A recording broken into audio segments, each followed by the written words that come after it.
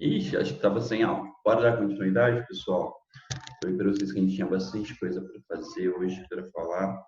Deixa eu colocar o nosso slide de hoje.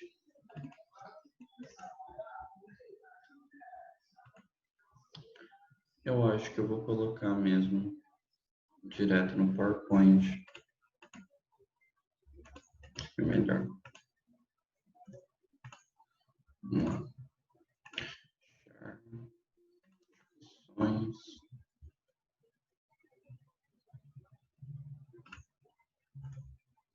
E foi. Bom, gente, a gente continua ainda falando sobre edificações, ou seja, quais as estratégias que a gente consegue elaborar para que uma edificação em si tenha um melhor uso energético, tá? E quando eu falo uso energético, um uso melhor das questões de ventilação natural, de luz natural, e assim a gente tem uma economia de energia elétrica, tá? É basicamente isso. A gente ainda vai continuar falando sobre essas estratégias. O que eu estou tentando fazer neste semestre? Eu não quero passar um conteúdo só ou outro. Por isso que vocês estão vendo que as aulas elas são ficando em partes. Eu estou juntando várias coisas que eu acho que vocês precisam saber para ter uma boa formação em conforto ambiental. Então, eu gosto de colocar essas estratégias, que é o que é cobrado pela faculdade, mas eu também estou trazendo algumas coisas da minha vivência, da minha bagagem, das experiências que eu tenho de curso, que são essas questões da carta bioclimática, diagrama de Ivone, enfim, de todas essas coisas, da carta psicométrica, para que vocês consigam aplicar isso também na vida de vocês, porque caso vocês sigam, né, alguma área voltada para a sustentabilidade, eu acredito que vai ser muito útil para vocês isso. Na maioria dos casos, essas coisas não são usadas, mas eu sou extremamente perfeccionista em todas as coisas que eu faço e eu prefiro passar muito do que passar pouco. Então, eu prefiro dar bastante informação para vocês, acrescentar bastante bagagem para que vocês utilizem na vida profissional, do que simplesmente passar uma coisa só por passar, só porque está sendo cobrado, só porque é o mínimo, ou seja, passar apenas o mínimo, sabendo que eu posso acrescentar mais na vida de vocês. Então, é basicamente isso. Então, vamos lá, né? Falar sobre esses tipos de edificações. Definir alguns objetivos, então, para a nossa aula de hoje, exemplificar como zonas de estratificação podem ser usadas em níveis diferentes da edificação para técnicas de esfriamento ou aquecimento. 2, exemplificar como zonas de transição térmica podem ser usadas para propor o aquecimento ou esfriamento em determinadas áreas. E 3, exemplificar como o layout pode ser organizado visando o melhor aproveitamento da luz natural, né? São 3 coisinhas aí super básicas que vocês provavelmente já devem ter pensado na vida profissional de vocês ao longo na elaboração de projeto. Bom, como eu disse para vocês, zonas de estratificação elas podem ser criadas em níveis diferentes dentro das edificações para aproveitar a estratificação de temperaturas, tá? O que significa isso? Deixa eu contar uma historinha. Antigamente, tá? As pessoas que moravam nos polos mais frios e tudo mais, né, construíam os iglus em si, tem aqui o iglu Inuit, né, de um esquimó, eles começaram a perceber que eles poderiam criar áreas, né, que separariam, por exemplo, teriam uma separação da temperatura, ou seja, como se eu criasse zonas, níveis mesmo, até chegar numa área mais quente. Então, em si, ele criava uma primeira área que era de acesso, como vocês estão vendo aqui, essa área pequenininha. Em segundo, ele criava uma área de circulação, provavelmente, que era até onde ele ia chegar ao iglu dele, e depois, em um nível diferente, ele criava ali a zona de descanso dele, né? O ambiente de estar, o ambiente onde ele ia repousar. Então, basicamente, é isso, tá? Ele começou a descobrir isso. Então, aqui na entrada, ele não precisaria ter um ambiente, uma temperatura tão equilibrada, ele podia ter uma temperatura mais amena, né? Uma temperatura que fosse mais baixa em si, sem nenhum problema.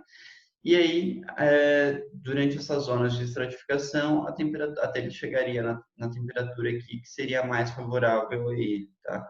uma temperatura um pouquinho mais alta, que é onde ele teria o ponto de repouso dele, de descanso. E o mesmo acontece, as pessoas acabam utilizando isso da mesma forma na criação de residências, tá bom?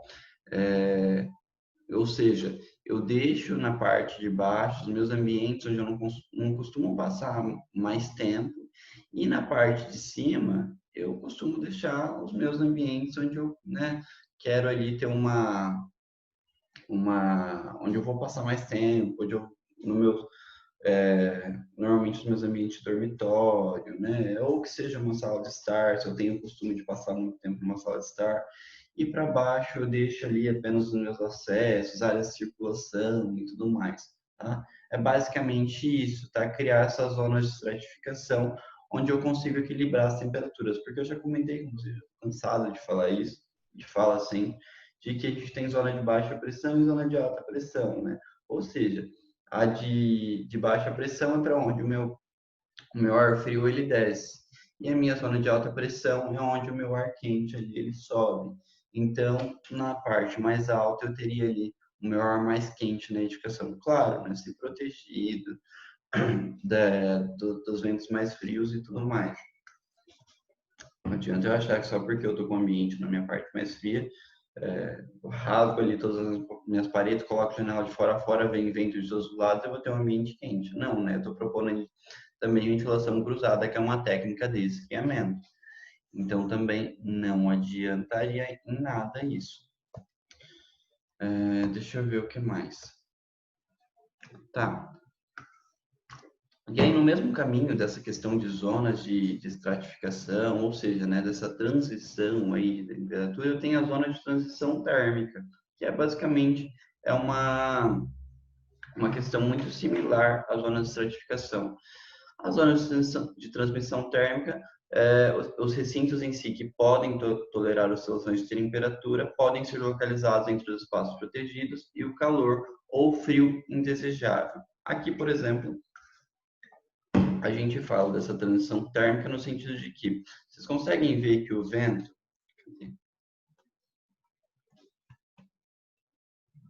aqui, a minha ventilação em si, ó, ela vem nesse sentido, certo? E aí, digamos que a minha parte com a temperatura mais baixa seria nessa parte aqui, nesta área aqui. Porém, eu estou tendo uma proteção aqui, né? O meu vento ele vem, meu vento frio ele bate, e ele esfria aqui que seja, né, a garagem. Porém, aqui do meu outro lado, que são os meus ambientes de estar, onde eu mais vou passar o meu tempo e tudo mais, eu tenho a questão do meu sol de inverno incidindo nas fachadas, nessas fachadas. Então, aí eu tenho também um aquecimento desses ambientes. Então, não tem um porquê, por exemplo, seria totalmente inútil ou inviável ou não funcional eu simplesmente colocar, virar essa planta contrária e deixar que os meus ventos viessem todos nessa direção aqui, sendo que são os ambientes onde eu mais passo o meu tempo. E vamos considerar que esse clima aqui já seja um clima frio, tá? É basicamente isso. E aqui, a mesma questão, tá? Eu tenho uma planta totalmente alongada. Eu já tinha comentado com vocês de que plantas alongadas no sentido leste, oeste, tudo mais, acabam criando mais pele para aquecimento. Ou seja, o meu sol incide mais tempo nessa pele aqui, ó. Sol de verão à tarde. E ele esquenta todas essas paredes que aquecem continuamente a edificação, tá? É uma técnica também super simples, mas que, enfim, é super importante. Quando a gente utiliza tudo com razão, com racionalidade, a gente consegue muito bem criar uma edificação que seja confortável, sabe? A maioria das edificações hoje no Brasil não são pensadas nos mínimos detalhes. E às vezes são estratégias tão bobas, que parecem tão simples, e elas não são usadas, elas passam em vão. E é basicamente isso que eu tento trazer para vocês aqui. Uma junção do que vocês podem utilizar como estudo, né? Dos estudos que vocês podem fazer através da carta psicométrica, carta bioclimática, diagrama de Givone, a gente vai ver mais coisas aqui para frente, carta solar, etc. Do que vocês podem aplicar na vida de vocês, mas conhecer também técnicas tão simples como essas que podem ser pensadas aos poucos. Aqui a gente fala sobre zonas de iluminação natural, né? Ou seja, a gente organizar o nosso layout de acordo com a nossa iluminação. O layout dos recintos dentro de uma edificação pode ser feito de forma que as atividades que exigem níveis de iluminações superiores, ou seja, onde eu preciso de mais iluminação, estejam próximas às janelas ali, enquanto aquelas que não requerem tanta luz estejam mais distantes das fontes de luz natural. Então, é basicamente isso. Ele dá 3 projetos para exemplificar para a gente. Um é essa biblioteca aqui, tá? De Abadia de Monte Ângelo. E também tem outro aqui, que é o corte da biblioteca. O que ele faz, pessoal? Ele coloca todas as partes que eu preciso de mais iluminação e tudo mais, próximas às janelas, tá bom? E as que eu menos preciso, que eu não preciso de tanta iluminação, eu coloco mais afastado, né? Uma área de leitura, às vezes que eu preciso de uma iluminação mais equilibrada, né? Que não me ofusque tanto. Então, é basicamente isso. Eu posso distribuir as minhas prateleiras aqui ao longo das minhas aberturas, tá? É basicamente isso. E onde eu vou criar as minhas áreas de leitura, eu posso criar elas ao longo aí de uma área que tem um equilíbrio maior de luz, tá? É basicamente isso que ele tenta fazer. Outra coisa que eu ia falar com vocês também que é super interessante é a questão desse edifício aqui, o Auditório de Chicago. Neste auditório, a gente tem um auditório no centro, tá? E tem os escritórios nas extremidades da edificação. E o que ele faz aqui? Ele deixa para fazer os escritórios, que é onde eu preciso de muita iluminação, né, para trabalhar durante o dia e tudo mais, eu preciso de iluminação ali equilibrada. E aí ele coloca os escritórios nas extremidades e aí concentra o edifício, o auditório em si ao centro, porque é onde eu não preciso de iluminação, né? Onde se eu precisar vai ser de muito pouco. Então ele faz praticamente esse jogo aí, ele consegue organizar dessa forma de acordo com o uso de iluminação natural. Então isso é muito bom para vocês, até mesmo na questão de conceito e partido projetual, sabe? Eu não sei por onde começar, tá? Mas vamos supor que um auditório principal seja a gente bloquear a iluminação natural. Vamos pensar a partir disso. Então, como que eu posso, talvez, projetar um auditório, né? Como será que eu consigo trazer isso? Às vezes eu consigo pensar aí a partir da minha questão da setorização, da minha organização dos espaços. Então, deixa os espaços que eu vou precisar de iluminação natural, né, nas extremidades e tento concentrar essa forma ao centro, né, aonde eu vou conseguir bloquear melhor essa iluminação natural. Então, uma questão super simples aí também que vocês conseguem tratar. Recintos voltados para o sol e o vento, tá? Aumentam a eficiência do aquecimento solar e da ventilação cruzada. Aqui cortou por conta da imagem que eu coloquei, que é uma imagem branca, recortada, mas é uma técnica tanto de aquecimento quanto de esfriamento, tá? Então, vamos lá. Recintos voltados para o sol e o vento aumentam a eficiência do aquecimento solar e da ventilação cruzada. Então, se eu tenho uma edificação que está tanto voltada para o sol quanto para o vento, eu tenho um aumento ali da minha eficiência. Vocês concordam comigo? Se vem vento, se vem ventilação naquela direção, eu estou criando o edifício em si mais fresco, né? Tem uma técnica de esfriamento. E se ela está voltada para o meu sentido do sol, ela também ali vai ter uma edificação mais quente, ou seja, se eu quero aquecer ela, ela vai ter uma técnica de aquecimento ali, porque a pele dela, a pele é o que a gente chama de parede, a cobertura e tudo mais, elas conseguem em si ter um melhor aquecimento por estar voltada para essa direção do sol. O que acontece nesse projeto aqui da igreja nas Filipinas, tá? Essa aqui é a planta baixa. Vocês conseguem ver que isso aqui parece uma aranha em si? São as portas, tá? As portas dessa igreja, elas são dobráveis. E aí, o que a gente consegue? Trazer uma ventilação cruzada. Imagina o vento que corre por meio dessa edificação, porque querendo ou não, é como se fosse um espaço totalmente aberto. Então, a ventilação, ela vem, vamos supor que ela venha desse sentido, aqui não está marcando, mas eu suponho que seja isso. Ela venha desse sentido e cruza de um lado ao outro, ou seja, a ventilação ela não tem tempo de aquecer aqui dentro, né? Não dá tempo dela aquecer que ela está sendo trocada por meio da ventilação cruzada. E imagina que no exterior dela eu tenho uma área aberta ou que eu tenha ou que essa seja a direção dos ventos que vem da minha zona rural, que são os ventos mais frescos também. Isso aqui é uma técnica de esfriamento muito válida e muito eficiente, né? Que aqui eu tenho um corte explicando praticamente o que acontece, ou seja, a ventilação cruzada ela atravessa de fora a fora a edificação, tá? Algo também super simples e que vocês podem propor aí nos edifícios. Não sei muito bem se em Itapeva por conta da temperatura, né? Mas se a gente pensar que na hora que eu consigo fechar também, que eu posso fechar essas portas, eu posso ter um controle também da minha ventilação, é algo totalmente, né, funcional. Recintos de ganho térmico direto, tá? São abertos para coletar sol e podem armazenar calor dentro de um espaço. Ou seja, eu recebo em iluminação em si direta e aí eu começo a criar. Além de eu ter, tipo, todas essas minhas aberturas aqui embaixo e tudo mais, eu criei algumas aberturas, por exemplo, na cobertura. E aí eu começo a criar esses elementos em si, onde eu consigo trazer mais iluminação natural para o meu interior.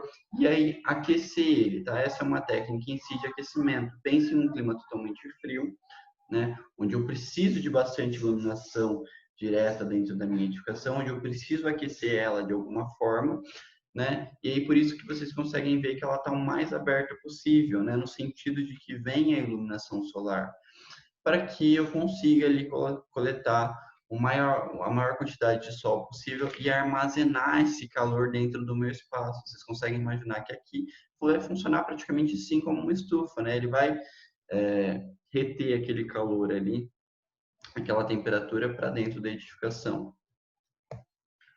Aqui é a mesma coisa, tá? Outro tipo de recinto de ganho térmico direto, como que ele pode ser organizado, né? Aberto aí para coletar o sol e armazenar o calor dentro de um espaço. Uma técnica de aquecimento, como que ele organiza? Vocês conseguem ver aqui onde eu estou passando o mouse que essa extremidade aqui, uma dessas fachadas, é coberta de aberturas, né?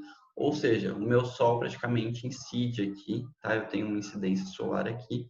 E aí eu utilizo para aquecer uma parte que, na verdade, eu não vou utilizar tanto, ou que eu não vou passar muito tempo. Então, querendo ou não vai ter um desconforto contínuo, tá? Que vai ser a minha escada, ó, vocês conseguem ver aqui, uma escada de fora a fora, que vai dar acesso a todos os outros ambientes.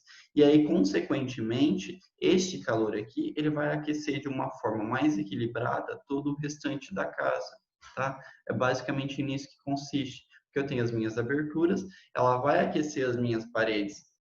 As minhas outras paredes seriam essas daqui, ó, mas de uma forma mais equilibrada, menor do que em cima, do que ela é aquecida diretamente aqui, e aí eu vou ter uma distribuição desse calor por toda a minha edificação. E a questão do jardim de inverno,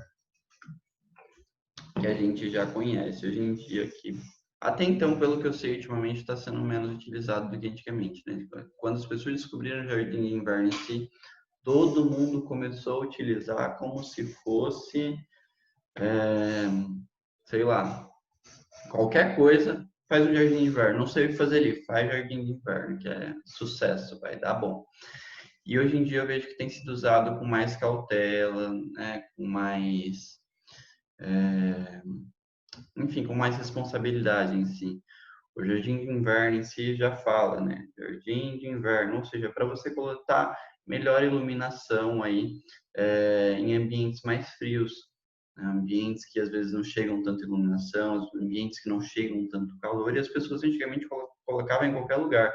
O ambiente era super quente, mas vai ficar bonito esteticamente, vamos colocar um jardim de inverno aqui e colocava. E não é exatamente isso, né? O jardim de inverno é uma técnica de aquecimento, né, que pode ser usada para coletar o calor do sol, acumulá-lo em um local central e distribuí-lo a outros recintos, né, ou seja, em ambientes aí que são mais frios, em climas mais frios, tá? Itapeva em si, eu acho que vocês conseguem utilizar isso de uma forma estrategicamente muito, muito boa, tá? E aí a gente tem o jardim de inverno, que eles falam que são o interno, que são aqueles dentro da edificação, né, dentro da casa em si, como se fosse uma casa-pátio. E a gente também tem o jardim de inverno externo, que é o que praticamente ele exemplifica aqui, ó. Isso daqui é um jardim de inverno, tá? Essas partes de vidro para fora aqui, tá? Que serve para coletar o sol de uma forma mais equilibrada e distribuir ela para dentro das edificações. Qual que é a diferença de jardim inverno interno para o externo? O interno em si ele tem o fechamento dos 4 lados, ou seja, ele é fechado por 4 lados aí pelas paredes, tudo mais, ou por alguma coisa, e a iluminação em si ela acaba vindo da cobertura, tá? A iluminação natural. O jardim de inverno externo, normalmente ele é fechado só até 3 lados, ou seja, que é o que acontece nesses exemplos aqui que eu mostro para vocês, tá? Que ele acaba pegando, essa planta aqui é dessa edificação, tá? Então ele acaba pegando a iluminação de dentro, de fora, tá? Da área externa e trazendo de uma forma mais equilibrada aqui para o meu interior da edificação, tá? E aqui uma outra planta em que ele cria vários jardins. São essas partes achuradas que são o jardim de inverno criado, tá bom? Que tem o intuito de trazer aí iluminação natural, de uma forma mais equilibrada para o interior das edificações. Paredes de acumulação. Paredes de acumulação em si consistem em coletar e acumular o calor solar na periferia de um recinto, tá? Aqui a periferia vocês podem entender de diversas maneiras, tá? Uma em si com uma parede mais grossa, tá? Onde vai receber esse calor solar, digamos assim, incidência ali, mas vai ter um controle, uma proteção por vidro, seja por persiana, por alguma coisa, ele vai ter alguma proteção, mas aí eu tenho uma parede que seja essa carga de pele aqui, essa carga térmica, onde vai esquentar, esquentar, esquentar o dia inteiro e onde ela vai depois transmitir esse calor para dentro da edificação, tá? Isso é uma parede de acumulação. Essa parede em si, ela pode variar, tá? O material dela. Não necessariamente pode ser só alvenaria, mas pode ser qualquer outro também. Eu vi que em alguns lugares eles utilizam até alguma coisa mais metálica por aquecer ainda mais. Então, depende da temperatura do ambiente, depende do clima daquele local. O Todd que o meu cachorro tá comendo alguma coisa ali atrás, mas eu vou fingir que nada tá acontecendo aqui. Eu vou seguir a aula normalmente, porque vocês não merecem me ver descontrolado. Mas, enfim, essas paredes em si servem nada mais do que para acumular calor mesmo. Então, a gente já conhece aquela técnica que a parede, né, acontece muitas vezes, não estrategicamente, sem ser pensado para essa função, mas acontece muito pela falta de planejamento. Eu mesmo já morei numa casa que era aquele tijolo de barro, tijolo, né, grosso, consistente, que a gente nem encontra mais hoje para comprar. E aí aquilo acabava formando uma parede de acumulação, porque o sol incidia nela o dia inteiro. E ele esquentava, esquentava, esquentava. Durante a noite, que era o período para estar mais fresco, porque o sol não estava incidindo, a parede tinha acumulado todo o calor durante o dia e ela estava soltando aquilo, todo o calor que ela tinha acumulado durante a noite. E o ar-condicionado não rendia. Você podia ligar o ar-condicionado na temperatura mínima que fosse, ela não aguentava. O ar não aguentava, ele trabalhava muito. E aí depois eu troquei de casa e eu troquei, o ar-condicionado foi comigo, ou seja, na outra casa o ar-condicionado funcionava perfeitamente, só não funcionava naquela casa por conta da parede de acumulação. Então, para vocês verem como a falta de planejamento às vezes acarreta um problema para o resto da vida, tá? Para o resto da vida da edificação, porque ninguém constrói também, destrói amanhã, né? A gente constrói pensando que dure pelo menos, se não a nossa vida inteira, pelo menos um bom tempo. E basicamente é isso, pessoal. Agora temos aí uma correção de prova para fazer. Eu vou cortar esse vídeo também, vou fazer separado e vou fazer rapidão a nossa correção da prova para que vocês sejam liberados, porque a nossa aula hoje foi bem cumprida, né? Nossa, minha carona aqui na tela. Enfim, obrigado por tudo, obrigado por mais uma aula. A gente já volta aí com a correção da prova.